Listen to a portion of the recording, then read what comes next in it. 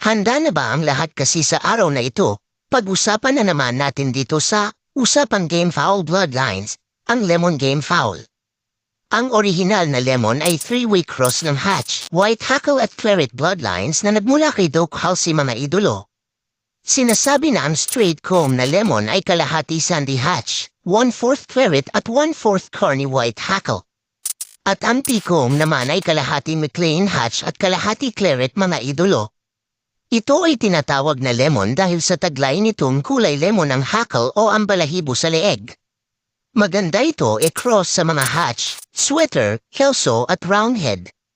Ang kulay at hitsura ay light yellow-red ang kulay ng balahibo, kulay lemon ang hackle o balahibo sa leeg, itim ang dibdib, straight comb at P-comb, pula ang mata, dilaw ang tuka, dilaw o greenish-yellow ang kulay ng paa, at